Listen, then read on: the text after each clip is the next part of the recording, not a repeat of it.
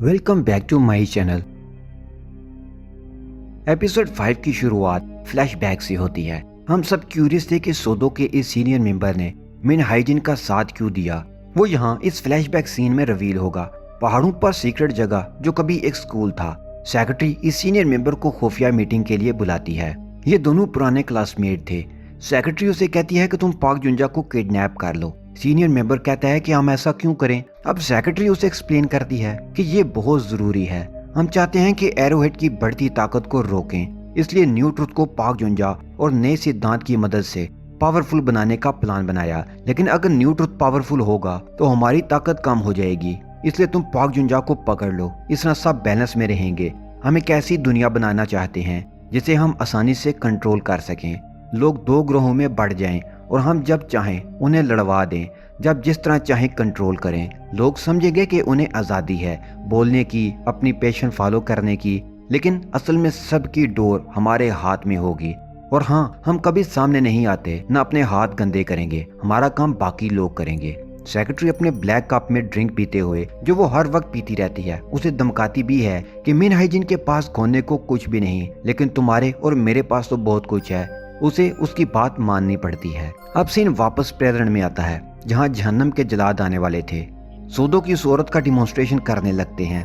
इसी दौरान एरोहेड के गुंडे बिल्डिंग में एंटर हो जाते हैं। यहाँ सेक्रेटरी मुतमिन बैठी थी कि सब कुछ उसके प्लान के मुताबिक हो रहा है, लेकिन उसे पता नहीं था कि चेयरमैन जिनसू जिंदा है और आज वो लोगों के सामने आने वाला है, जिससे सब कुछ बदल जाएगा। एरोहेड लाइव स्ट्रीमिंग कर रहे थे और अचानक से चेयरमैन जिनसू स्क्रीन पर शो होता है। ये देखकर सब हैरान रह गए कि ये कैसे वापस आ गया। एरोहेड वाले अब जोश में आ गए क्योंकि अब पावर उनके हाथ में थी। न्यू ट्रुथ वाले और गवर्नमेंट वाले शॉक्ड कि उनके प्लान्स धरे के धरे रह गए, क्योंकि लोग जिनसू को छोड़कर हर किसी की बात को कूड़ा समझते थे। जिनसू बताता है कि मैंने न्यू ट्रुथ को मौका दिया, लेकिन उन्होंने ईश्वर की इच्छा के बजाय अपने फायदे को चुना और अपने असूल लोगों पर थोप दिए। अब उनके झूठों को रोकने मुझे वापस आना पड़ा है। मुझे पाक जुंजा से मिलने में मदद करें, फिर ईश्वर की न्यू विल का अनाउंसमेंट मैं खुद करूंगा। यहाँ एरोहेड के गुंडों को मिन हाइजिन देखी जाती है, इसलिए वो उनसे फाइट करने लगते हैं। इसी दौरान वो किम को पकड़कर एरोहेड के हवाले करती है और खुद पाक जुंजा को पकड़ लेते हैं। एरोहेड वाले उनके पीछे ही थे। गुंडे किम को जिनसू के पास लेकर आते हैं, जो अब उसे मरवाने वाला था। किम कहता है कि मैं जिनसू का राज जानता हूँ, ये एक पापी है और उसका डिमॉन्स्ट्रेशन हुआ था। ये कोई लीडर नहीं, ये एक झूठा है। इसे लगा एरोहेड वाले उसकी बात का यकीन करेंगे, लेकिन वो तो जिनसू के जादू में थे, उसकी बात कब सुनते, इसलिए वो उसे पीटने लगते हैं। जब वो उसे टेबल पर गिराते हैं तो उसे छत पर फीनिक्स बर्ड नजर आता है, जो कलरफुल था। वही बात जो पाक जुंजा ने उसे बताई थी, यानी वाकया ही उसे किसी की मौत का पहले ही इल्म हो जाता था। मिन हाइजिन पाक जुंजा को याद दिलाती है कि मैं आपकी लायर थी और अब मैं आपको आपके बच्चों से मिलवाऊंगी। पाक जुंजा मिन हाइजिन को देखकर कहती है, एक खिलौना हाथी जैसा, मैंने तुम्हें इस खिलौने के साथ देखा और उसी जगह तुम मारी जाओगी। ये सुनकर मिन हाइजिन शॉक्ड हो जाती है और यहीं पर 5वीं एपिसोड खत्म हो जाती है। सीजन 2 की छठी और आखिरी एपिसोड की शुरुआत न्यूज से होती है, जिसमें बता रहे होते हैं कि जिनसू के सामने आने से दुनिया भर में हंगामे शुरू हो गए हैं। चेयरमैन किम को एरोहेड ने उठा लिया है और उनके पास एक 50 साल का आदमी भी है, जिसकी इन्फॉर्मेशन उन्होंने जनता से मांगी है ताकि उसके गुनाहों को पब्लिक किया जा सके और उसकी फैमिली भी पकड़ी जाए। जिनसू किम के फोन से जान लेता है कि किम गवर्नमेंट की फ्रंटमैन सेक्रेटरी के साथ मिला हुआ है। वो उसे फोन करके डिमांड करता है कि पाक जुंजा से मेरी मुलाकात करवाओ, क्योंकि वो अकेली इंसान है जिसने वो देखा जो मैं देख चुका हूँ। हम दोनों ही मरकर वापस आए हैं। सेक्रेटरी अब सौदेबाजी करने लगती है कि इसमें हमारा फायदा बताओ। जिनसू कहता, मैं पाक जुंजा को तुम्हें वापस सौंप दूंगा और अगर चाहो तो दुनिया को बेवकूफ बनाने में जैसे चाहो तुम्हारी हेल्प करूंगा, अगर नहीं तो फिर एरोहेड के सर पे मेरे एक इशारे पर सुकून से घर भी बैठ सकते हैं, या फिर तुम सबके खिलाफ जंग के लिए भी तैयार हो सकते हैं। अब रास्ता तुम खुद चुन लो। इधर एरोहेड वालों को इस बूढ़े की फैमिली की इन्फॉर्मेशन मिल जाती है, लेकिन हेजिन का साथी कहता, फिक्र ना करो, इनकी फैमिली को पहले ही छुपा दिया गया है। उसका टाइम आते ही जल्लाद वहां आ जाते हैं और उसका डिमॉन्स्ट्रेशन करने लगते हैं। जिन और उसके साथी के प्लान के मुताबिक यही टाइम उनके भागने का था। वो भागते हैं, लेकिन सेक्रेटरी ने एरोहेड की हेल्प की और अब पाक जुंजा, मिन हाइजिन और उनका साथी जिनसू के सामने थे। जिनसू पाक जुंजा को साइड पर ले जाता है और ऑलमोस्ट रोते हुए उससे पूछता है कि बताओ राज क्या है। मुझे जहन्नम के जल्लाद मरने के बाद भी मारते थे और मैं एक अजीब कंडीशन में था जो कि जहन्नम का कोई अजाब था जिसे हम वापस नहीं निकल सकते। और अब वापस आने के बाद भी मुझे वो दिखते हैं। मैं तंग आ चुका हूँ, कैसे जान छुड़ाऊं।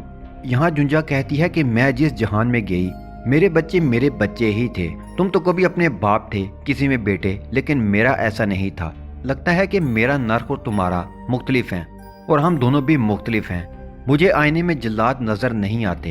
हो सकता है वो जल्लाद तुम्हारे पीछे ना हो बल्कि तुम्हारे अंदर ही हों। यह सुनकर जिंसू डर जाता है। फिर अचानक से उसके अंदर ये जल्लाद बाहर आने लगते हैं। उसकी बॉडी जल्लाद की तरह ट्रांसफॉर्म होने लगती है। जल्लाद उसकी बॉडी को अपने अंदर समोने की कोशिश में उसे स्वेलो कर रहा होता है। एरोहेड ये सब लाइव स्ट्रीम कर रहे थे। किसी को समझ नहीं आ रहा था कि ये क्या हो रहा है। किसी को समझ नहीं आ रहा था कि ये क्या हो रहा है। जिनसू मिन हेजिन से मदद मांगता है। हेजिन उसकी हेल्प की कोशिश करने लगती है। उसके हाथ को गाड़ी से बांधकर खींचने की कोशिश करती है लेकिन सब बेकार जाता है। वो जल्लाद में ट्रांसफॉर्म होकर पूरी दुनिया के सामने फिर गायब हो जाता है। एरोहेड वाले परेशान थे कि ये सब क्या हुआ। यानी जिंसू की ये हालत देखकर उसका रिलीजन भी उसके साथ दफन हो गया। और अब प्रोफेसर भी सेक्रेटरी को मशवरा देता है कि यही सही वक्त है, हम एरोहेड और न्यू ट्रुथ को आसानी से खत्म कर सकते हैं। लेकिन सेक्रेटरी अपने घटिया प्लान पर कायम थी। वो कहती है कि जनता इस सब हंगामे के बारे में सवाल करेगी और हमें उन्हें जवाब देकर हालात फिर अपने हक में करने हैं।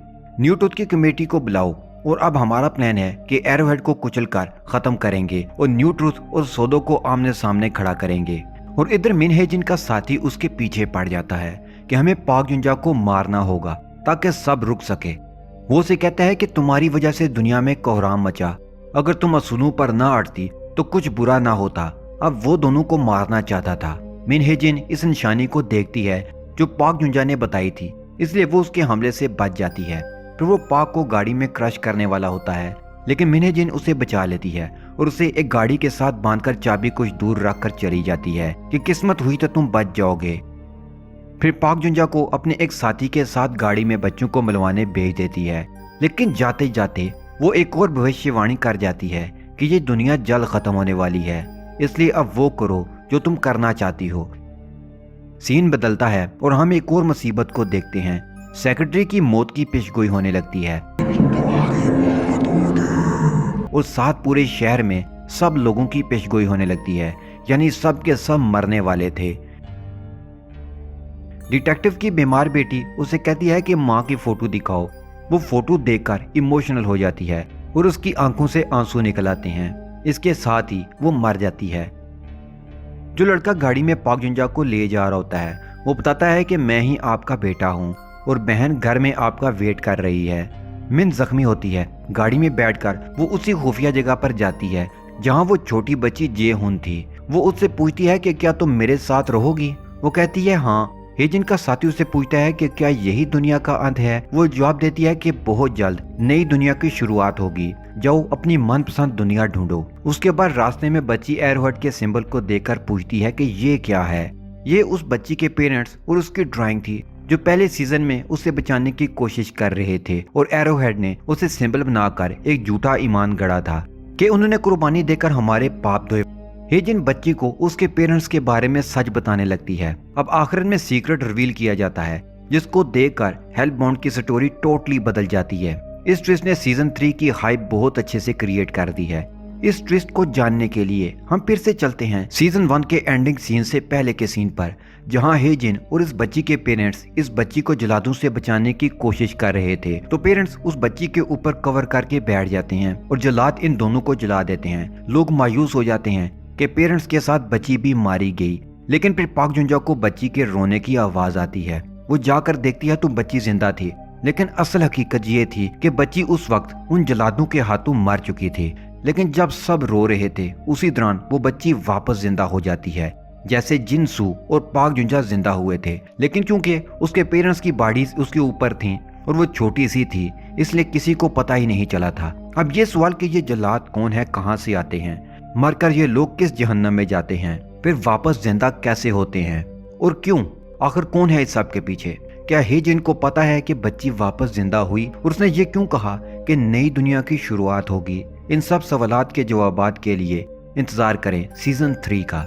जैसे ही सीजन 3 आएगा इस चैनल पर आपको उसकी एक्सप्लेनेशन मिल जाएगी, इसलिए सब्सक्राइब कर लें। अगर वीडियो अच्छी लगी तो लाइक लाजमी करना। Good bye.